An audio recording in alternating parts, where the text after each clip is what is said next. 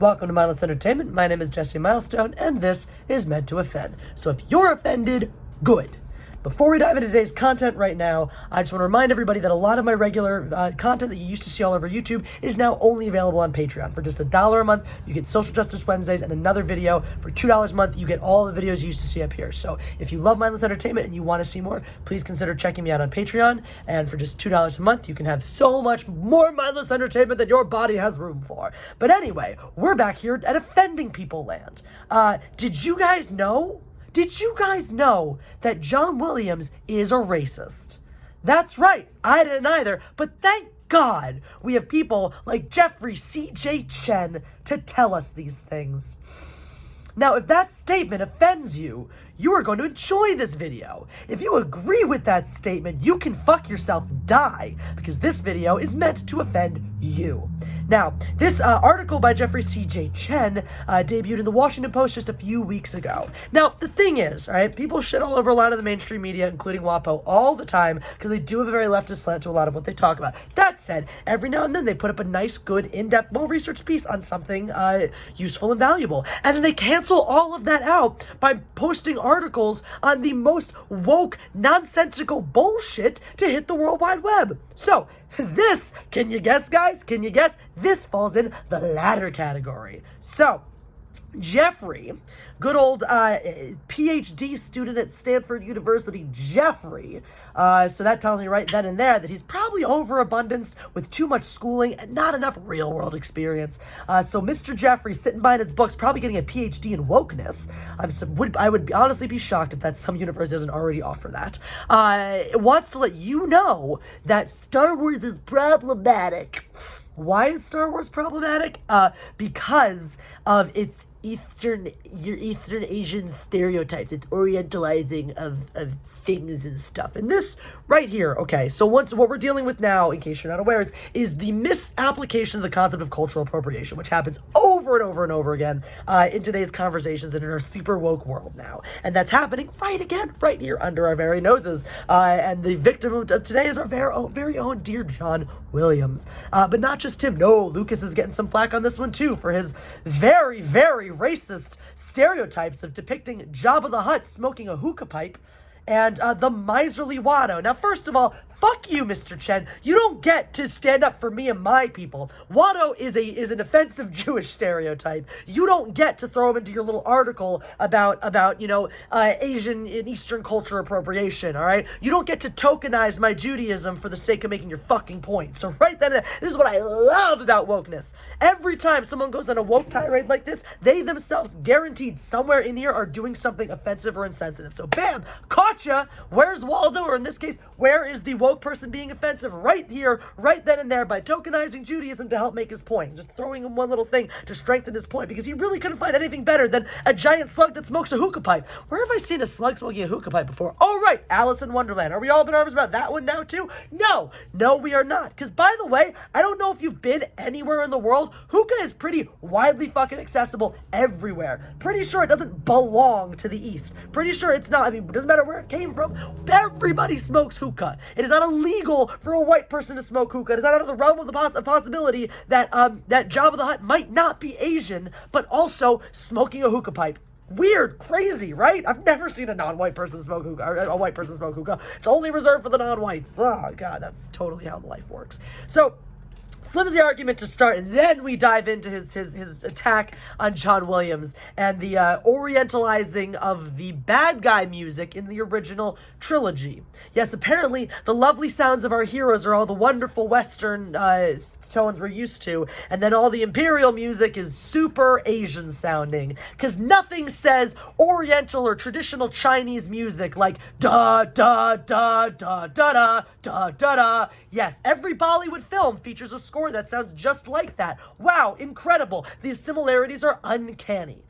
No, as my good friend and boyfriend and whatever, Jeffrey pointed out.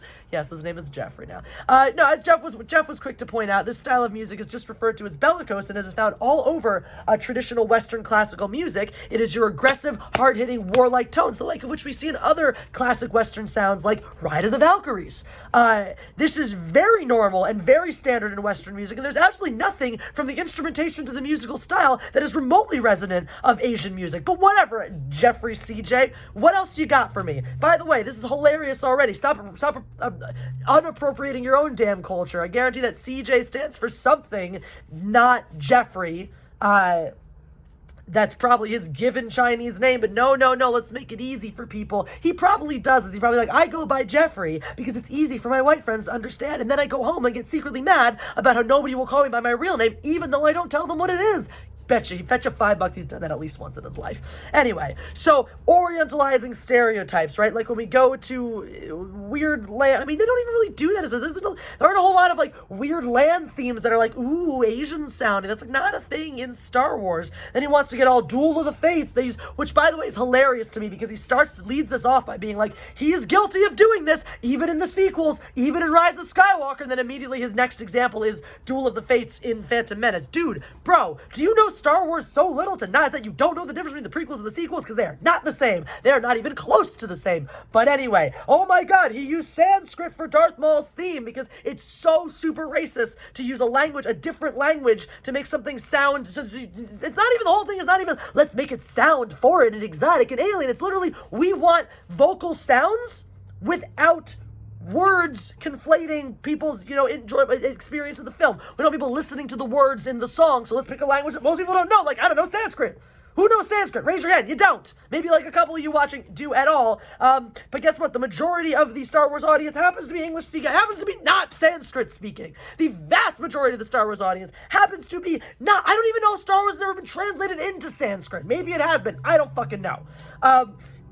So there are very few people listening to this going, man, why did they steal my language to do this? So it's not like, no, that's not fucking happening. But then also does all this whole thing about how holy Sanskrit is. How dare you use that? Well, you know what? How dare anybody other than a Jew say Baruch atah Adonai or Shalom or anything like that?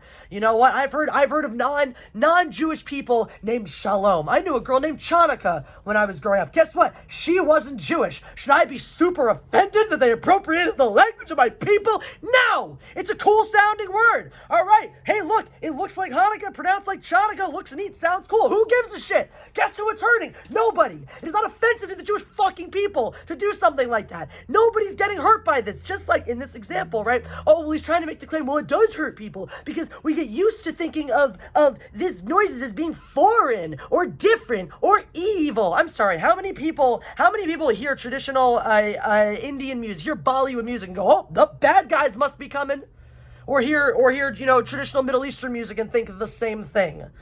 Maybe if you're watching Team America World Police because the bad guys are actual terrorists and the terrorists in this movie are from the Middle East, which is not a racist thing to say because the vast majority of global terrorists are Middle Eastern. Who blew up the World Trade Center? People from the Middle East. Like, yes, there are a lot of domestic terrorists that are white. There are a lot of domestic terrorists in lots of countries that are the nationality of the country they're in. But the ones going around bombing big shit and doing this kinds of stuff, shooting down planes in Iran, guess what? Those were Iranians. They're Middle Eastern. Oh my God, crazy. How dare I stereotype like that? It's so horrible. But once again, just hearing the sounds of traditional Indian music, traditional Chinese music, traditional Japanese music, nobody, not one person is like, whoops, the bad guys must be here. I've internalized this music to mean foreign or evil or bad guys. No, I've internalized this music to mean Asian.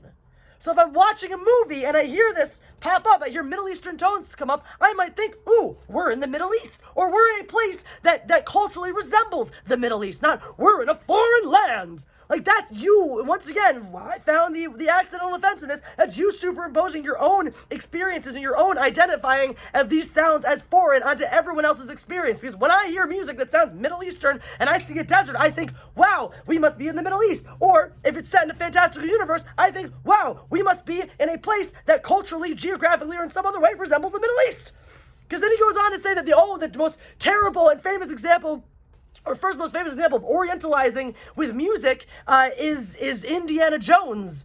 We're in fucking yes, if we're in Egypt, the Middle East, someplace like that, I would expect the music to reflect that. And here's the joke of it. Here's the fucking catch-22 of it all, is that let's say let's say that John Williams scores Indiana Jones, right? And we go to dig in the desert out in the Middle East, and there is just super Western sounding music all through it. Then Jeffrey C.J. Chen writes the same fucking article, but instead bitches about the lack of representation of these sounds. So what's the solution? Well, Mr. Chen's got it for you. It's super simple. We just only hire Oriental people when we want Oriental sounds and music, because then it's okay if they do that. So you know what? I got one better for you, because he lists 3 composers, only like 2 of whom have actually done, or I think only 1 of whom has actually done mainstream as this. They both scored films. They're both clearly capable of scoring films. So let's totally get them in to just score every movie ever, because it's really important to have Asian sounding music in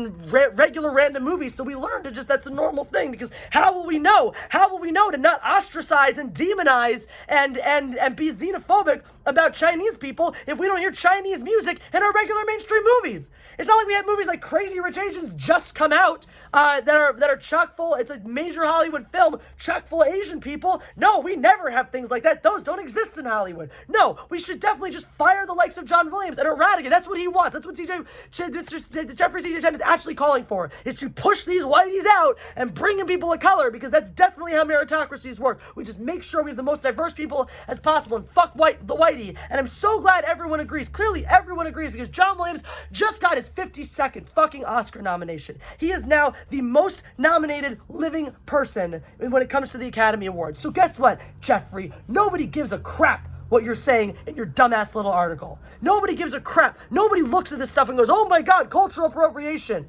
That's not what's going on. That's not what anyone sees when they watch this, and that's what anyone cares about when they see this. And you know what? We already made one assumption about you being overschooled and underexperienced.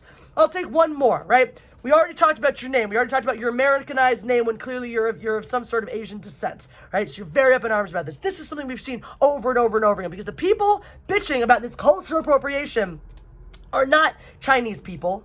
They're not Japanese people. They're not people from India, right? They're American Chinese. We have an American Chinese guy.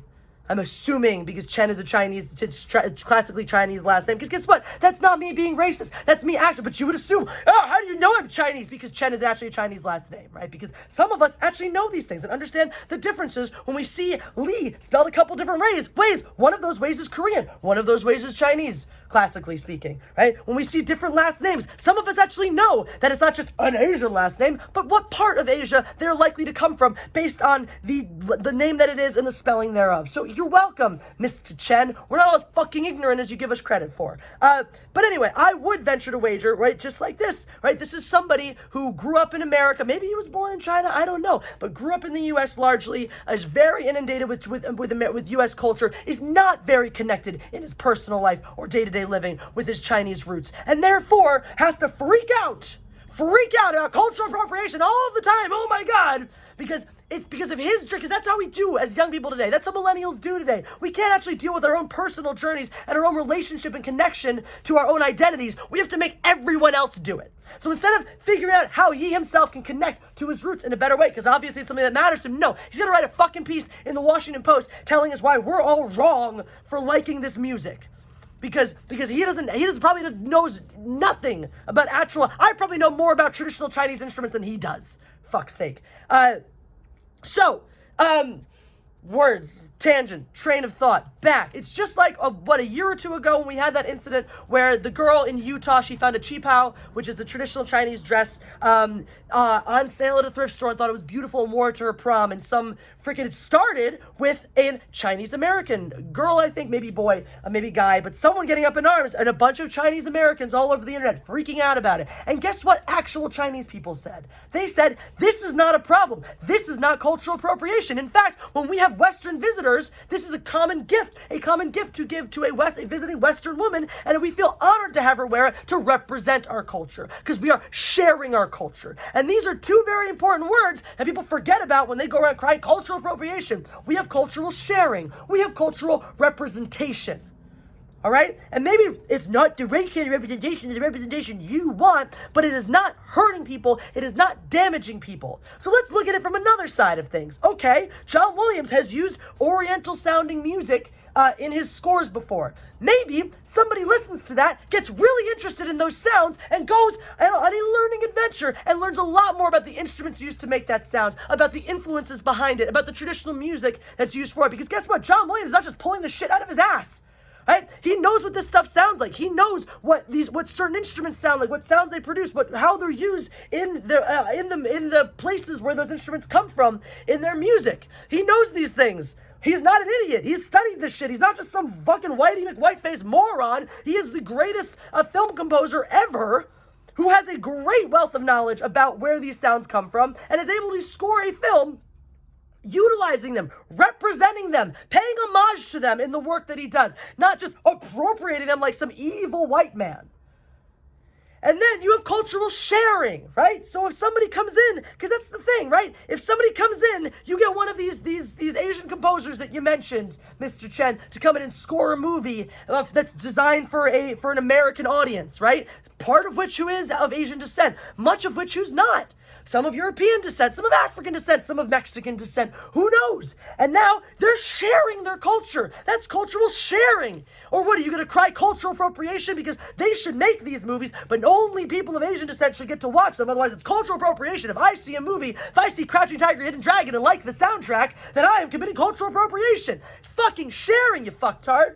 So how about this? How about we just hire an Asian person to work for John Williams and give him the thumbs up every time he wants to use Oriental sounds, just so we all know he's not being racist. Give him the anti-racism stamp of approval, because that totally makes sense.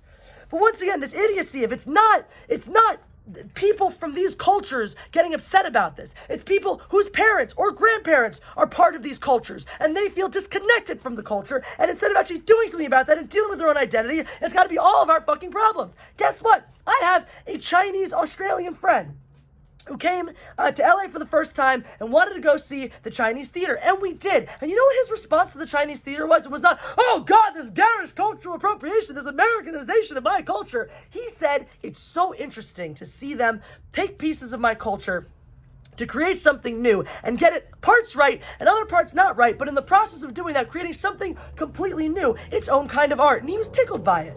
He wasn't necessarily like, oh my God, this is amazing, praise America, or any dumb shit like that, but he certainly wasn't offended. He found it intriguing. Because that's what regular, rational people with good self-esteem do. They look at this shit and they go, how intriguing. How intriguing that my culture was borrowed and repurposed to do this thing. They're not like, oh, how dare they make fun of my traditional Chinese temples. No, they're just like, wow, how intriguing. How interesting. Why don't we all spend a little more time being intrigued and a little less time being offended? And then maybe cultural sharing will happen. And then maybe we'll understand how to respectfully represent each other's culture instead of creating our little tribes, firing shots at everybody else, and being a dick to anybody who doesn't respect your culture the way you never bothered to, but now suddenly think it's everyone else's responsibility to do. So there. That's what I want to talk about. If you're offended, awesome. If you're offended, it's because you're a fucking idiot who hasn't thought this shit through, and you really need to work harder on that. And if you're not offended, great, I'll try harder next time, or maybe you're just good at thinking. So like I said, if you enjoy this content and you want even more of it, check out Patreon. For just $2 a month, you will get every video you were previously seeing on this channel. For just $1 a month, you will get Social Justice Wednesdays plus an additional video every week on Patreon. So please consider checking that out, because YouTube sucks and doesn't like to treat its creators well, so we'll find people that do. And if you're not a big fan of Patreon, there will be other options coming your way soon. So thank you for watching. Make sure you press the like button, because that is how we do. Go appropriate somebody's culture today, because it's funny. And check out all the links below. You can do things like buy my t-shirts on Teespring. You can give directly to PayPal if you don't like Patreon, if you want to support this channel and help see it grow. So thank you so much for your support. I can't do this stuff without you. Have a wonderful, Tuesday? And God Empress out.